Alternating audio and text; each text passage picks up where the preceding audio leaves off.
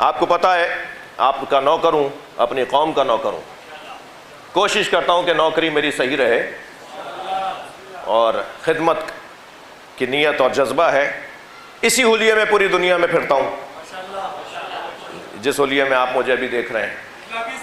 آپ سب کی سلامتی کے لیے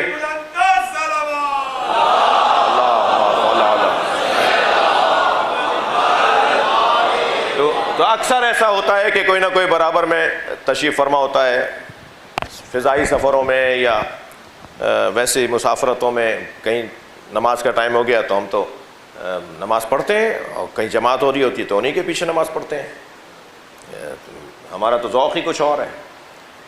تو بارہا ہوتا ہے کہ ہم اپنے بھائی عالم دین کے پیچھے، اہل سنت عالم دین کے پیچھے جماعت میں کھڑے ہوتے ہیں، نماز پڑھتے ہیں، اور کسی کو دکھانے کے لیے بھی نہیں ہے۔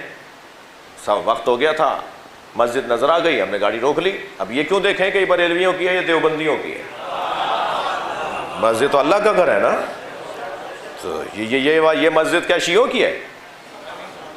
شیعہ مینجمنٹ کا حصہ ضرور ہوں گے، شیعہ اس کے منتظم ضرور ہوں گے، مگر شیعہ اس کے مالک تو نہیں ہے، لہذا اللہ کا گھر ہے نا، تو کوئی بھی آ کے یہاں نماز پڑھ سکتا ہے۔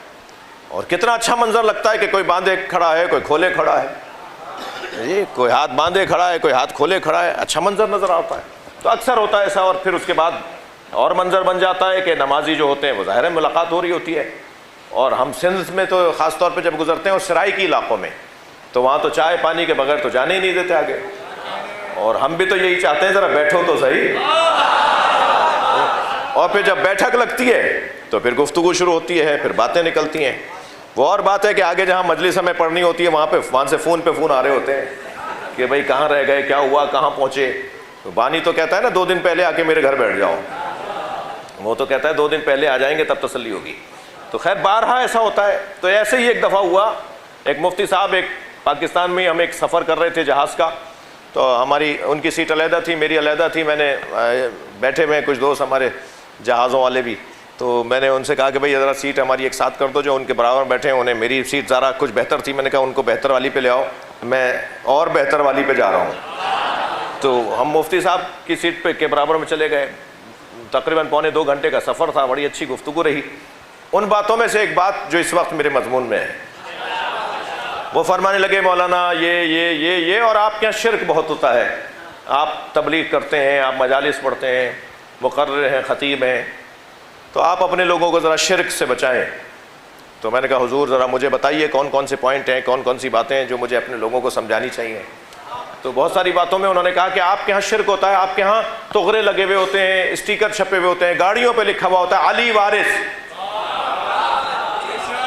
تو آپ، میں نے کہا مفتی صاحب اس میں مسئلہ کیا ہے؟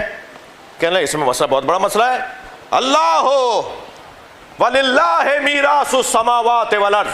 آپ نے قرآن نہیں پڑھا؟ میں نے کہا نہیں، فرمائیے، مجھے آیت یاد آ جائے گی۔ کہنے لگے یہ آیت نہیں پڑھی، وَلِلَّهِ مِيرَاثُ السَّمَاوَاتِ وَالْأَرْضِ، اللہ ہی کے لیے آسمانوں اور زمین کی میراث ہے، تو وارث تو اللہ ہے، قرآن کہہ رہا ہے کہ وارث اللہ ہے۔ تو میں نے کہا جی آپ نے اچھا کیا کہ قرآن سے ہی بات شروع کی، آرزو بھی ہے نا بہت سے لوگوں کی کہ قرآن سے ہی بات ہونی چاہیے۔ تو میں نے کہا مفتی صاحب میں قرآن سورہ مبارکہ الانبیاء کی 105ویں آیت آپ کی زبان سے سننا چاہتا ہوں۔ آپ یقین جانیے حافظ قرآن تھے، فوراً انہوں نے آیت سنا دی، اور آیت یہ تھی کہ وَلَقَدْ كَتَبْنَا فِي الزُّبُورِ مِن بَعْدِ الذِّكْرِ أَنَّ الْأَرْضَ يَرِثُهَا عِبَادِيَ الصَّالِحُونَ۔ ہم نے تورات، زبور، انجیل، قرآن میں لکھ دیا ہے کہ ہماری پوری زمین کے وارث ہمارے نیک اور صالح بندے ہوں گے۔ میں نے کہا مفتی صاحب آپ کو ایک علی وارث سمجھ میں نہیں آ رہا تھا، ہم 14 کو وارث مانتے ہیں۔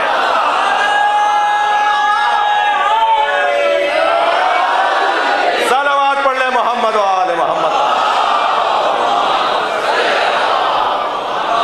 جی یہ اللہ نے طے کیا ہے، وَنَجْعَلَهُمُ الْأَئِمَّةَ وَنَجْعَلَهُمُ الْوَارِثِينَ۔ ہم جنہیں زمین پہ کمزور کیا گیا ہوگا انہیں ہم امام بھی بنائیں گے، اور ہم انہیں زمین کا وارث بھی بنائیں گے۔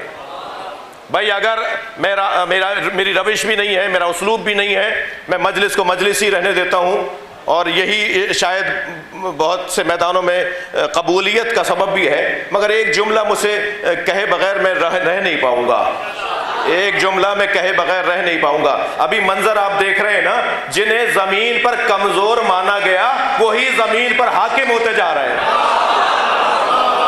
صلوات پڑھ لیں محمد و آل محمد۔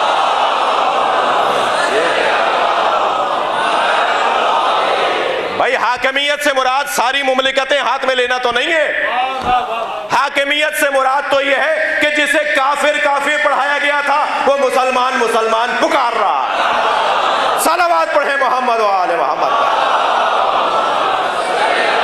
جی،